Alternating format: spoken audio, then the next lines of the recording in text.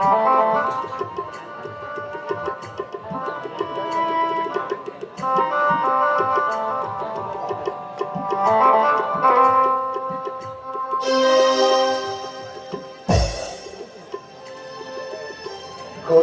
কেন মরে রচনায় প্রদোষ চৌধুরী।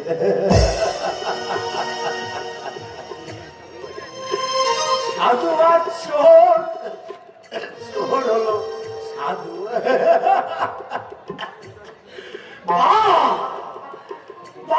বাহিন সভ্য সভা না না দাদা, এখন এসব ভাবলে আমাকে চলবে না। আমাকে আমাকে বোটটা এক করে বয়ে নিয়ে যেতে হবে। আমাকে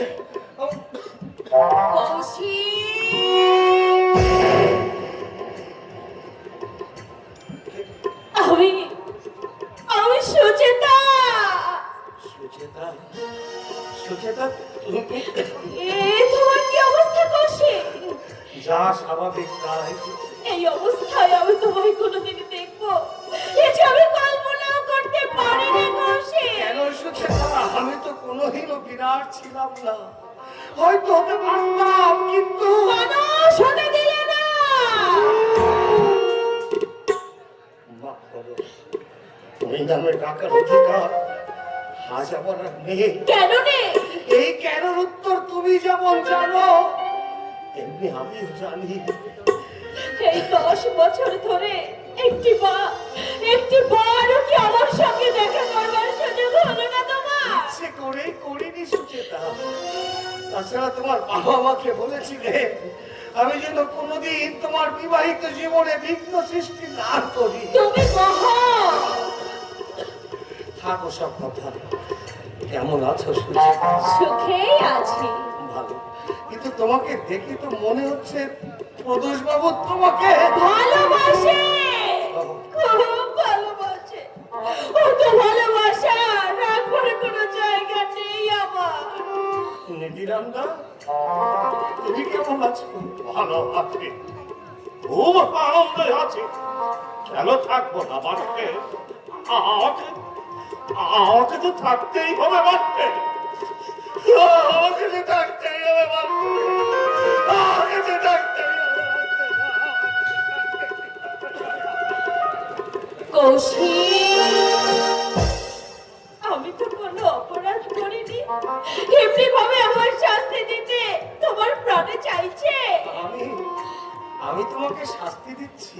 শাস্তি নয়, এমনি দুরবস্থা যদি আমার হতো পারতে না তুমি সইতে? হয়তো পারতাম না শুধু কারণ এমন দুরবস্থা হওয়ার কথা তো তোমার নয়। কৌশিক, দেহের মিলনটাই কি শুধু সব?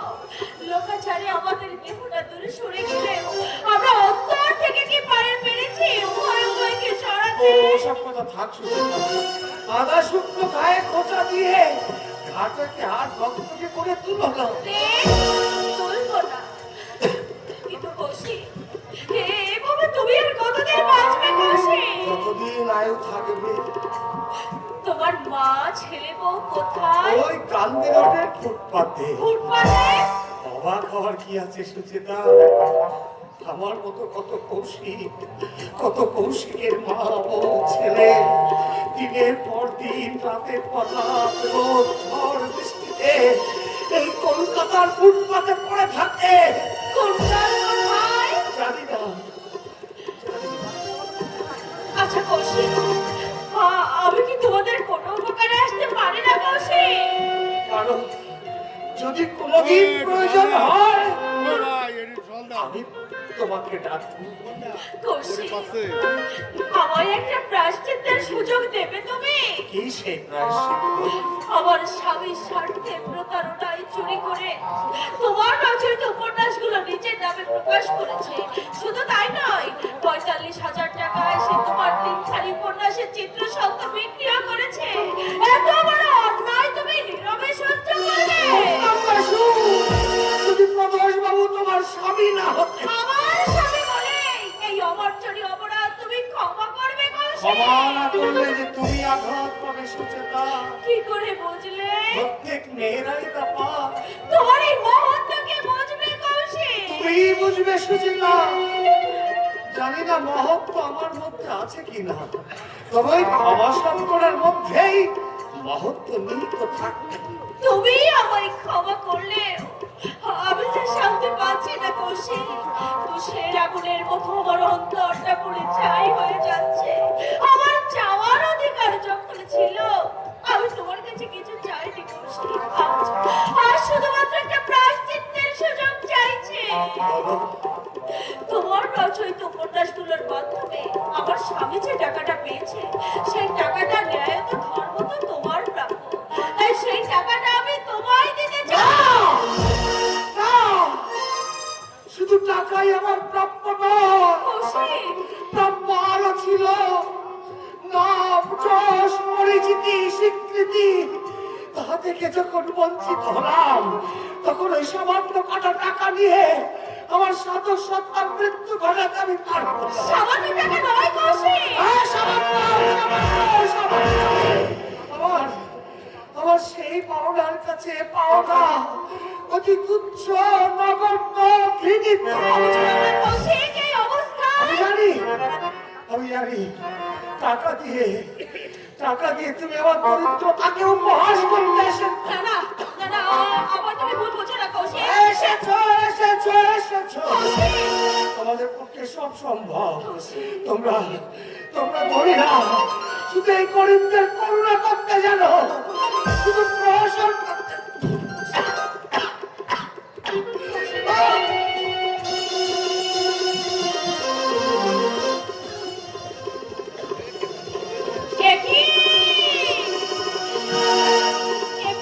রক্ত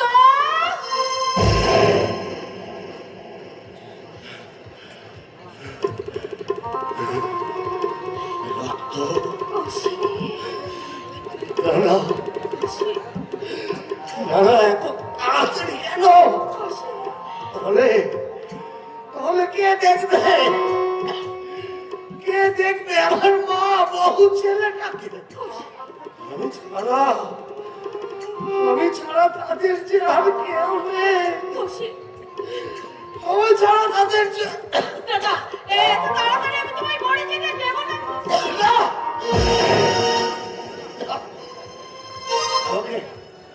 আমাকে ছুঁয়ো না সুচিতা, এই রক্তের ছোঁয়া তোমার গায়ে লাগিও না। জীবন সর্বনেশে সুচিতা, তোমার কাছে আমার একটা অনুরোধ। তুমি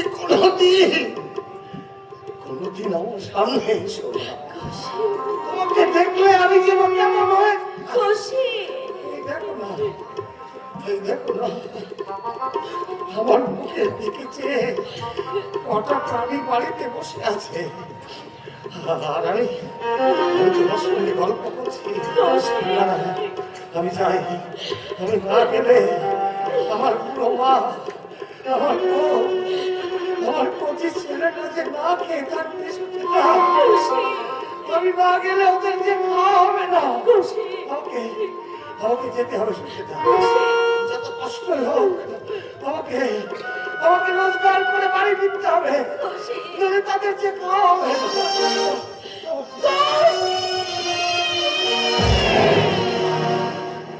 কানে ভরিয়ে দেবে ভেবেছিল একটি পাখি, হঠাৎ বুকে বিধিল যে স্বপ্ন দেখা হলো পাখি জানে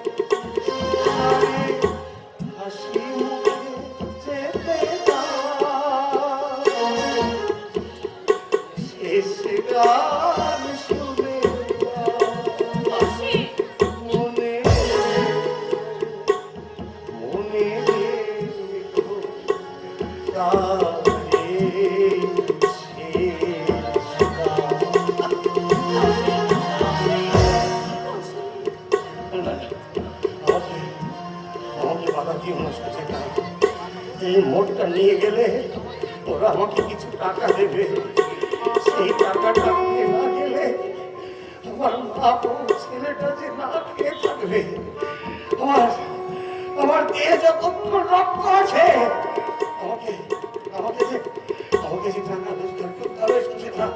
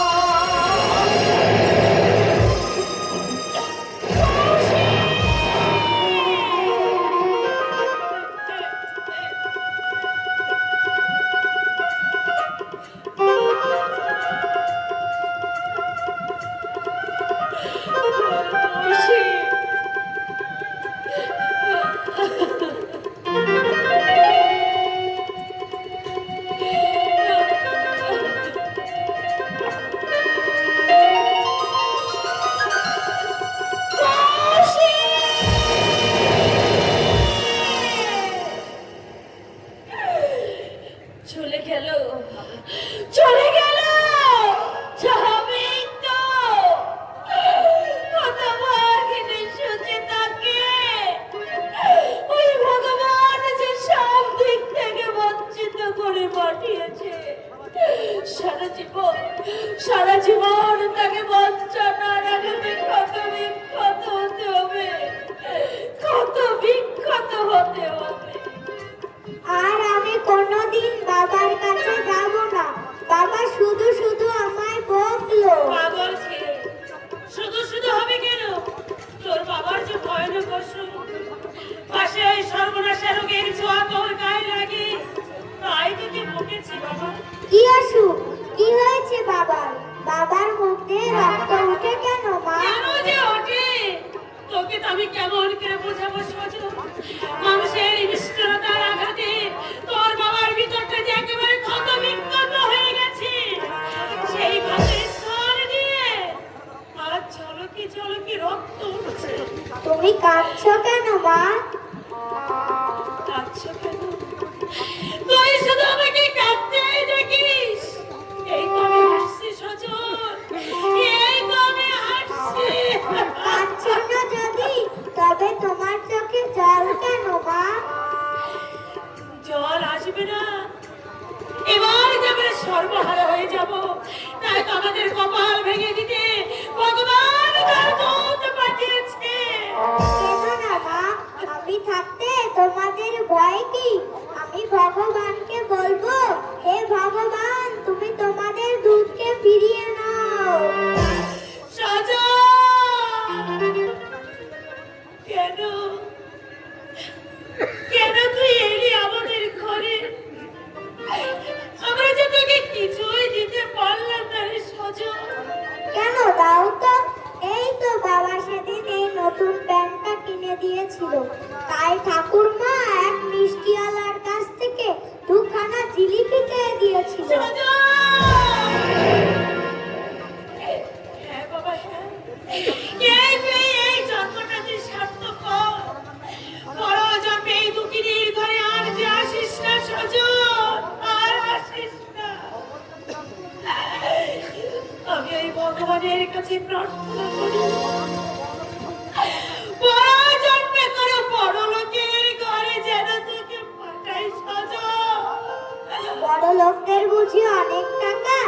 জানো মা, আমারও বড় লোকদের মতো 4-5 তলা বাড়িতে থাকতে ইচ্ছে করে।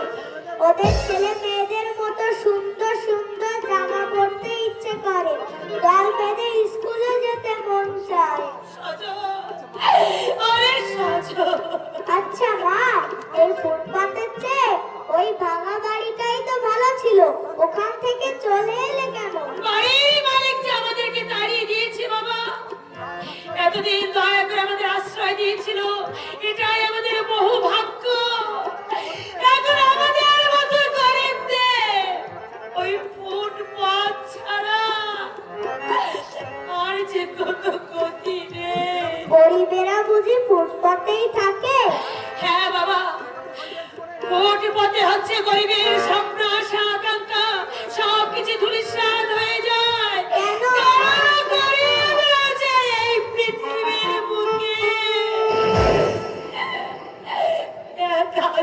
বুঝি তাদের ক্ষুধা তৃষ্ণা থাকতে নেই, শিক্ষা প্রতিষ্ঠার দাবি তাদের অন্যায়।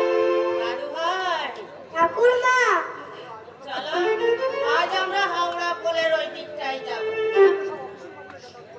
ওখানে ওখানে সব অফিসের বাবুরা যাতায়াত করে, আর ওখানেই আমরা ভিক্ষা করবো। কেমন? ওমা, তুমি থাকো, সজলকে নিয়ে আমি যাই।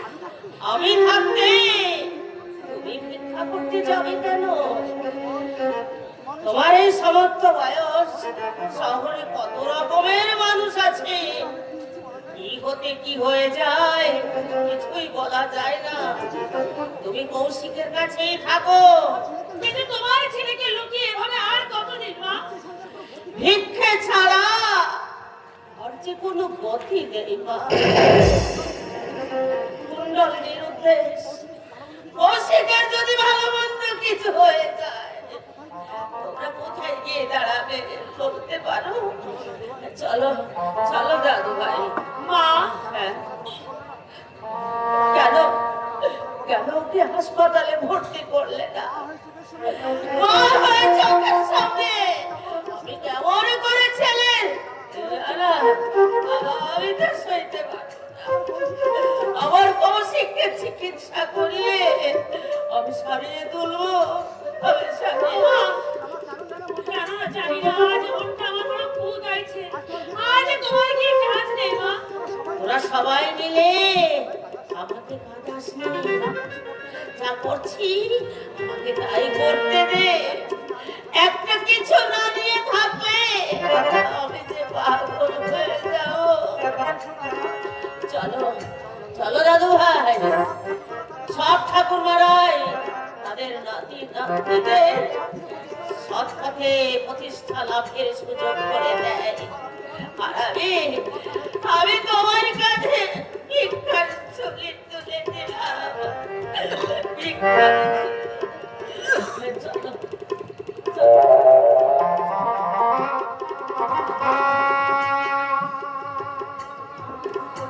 এখন আমি কি করি? চোখের সামনে দেখছি আমার আজন্মের ইষ্ট দেবতা